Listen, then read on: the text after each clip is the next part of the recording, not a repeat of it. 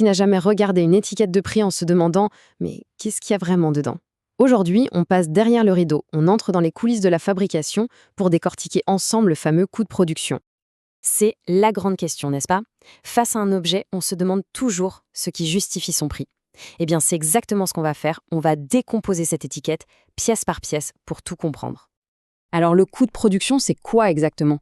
Pour faire simple, c'est la somme de tout ce qu'une entreprise dépense pour créer un produit. C'est vraiment la ligne de flottaison. En dessous de ce chiffre, elle perd de l'argent. Au-dessus, elle commence à en gagner. Bon alors, comment ça se calcule concrètement? La meilleure façon de voir les choses, c'est d'imaginer ça comme une recette de cuisine. Et dans cette recette, il y a 3 ingrédients principaux. Le premier ingrédient, et c'est souvent le plus évident, celui auquel on pense tout de suite, ce sont les matières premières. C'est tout simplement la base, le corps du produit.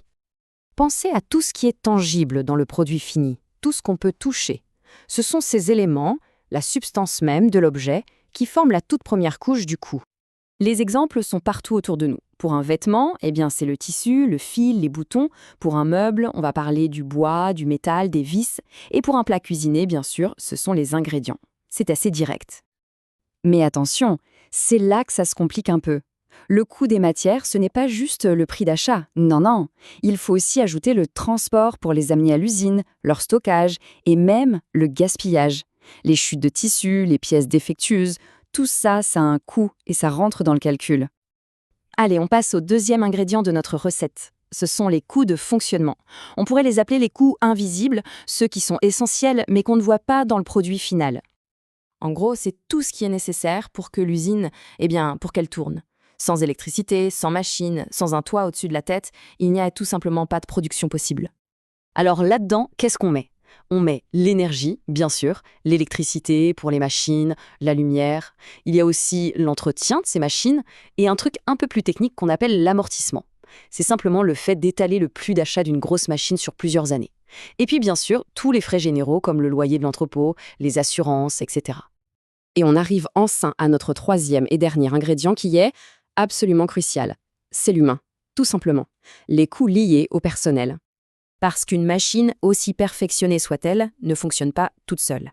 Derrière chaque produit, il y a des gens, des compétences, de l'effort. Et tout ce travail, ça a un coût. Et là encore, ce n'est pas juste le salaire de la personne sur la ligne d'assemblage. Non, il faut aussi compter les charges sociales, qui sont une part importante, mais aussi les salaires de ceux qu'on appelle le personnel indirect. Les chefs d'équipe, les responsables du contrôle qualité, les techniciens, bref, tous ceux sans qui la production s'arrêterait net. Bon, on a nos 3 ingrédients. Matières premières, coût de fonctionnement et personnel. Maintenant, le plus intéressant, c'est d'assembler tout ça. On passe à la pratique. Et pour que ce soit bien concret, prenons un exemple que tout le monde connaît, la fabrication d'une veste technique. Premier poste, les matières.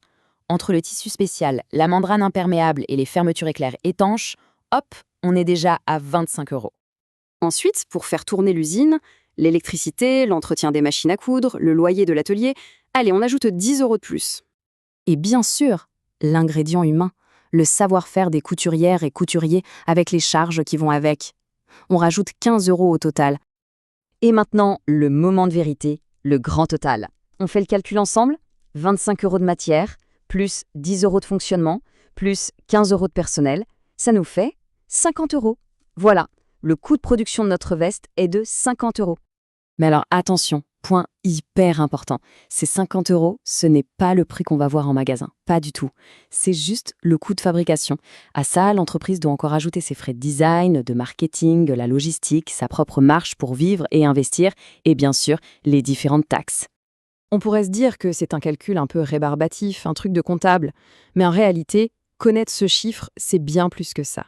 C'est ultra stratégique. En fait, connaître ce coût de production, c'est comme avoir une boussole. C'est ce qui permet de fixer un prix de vente qui tient la route.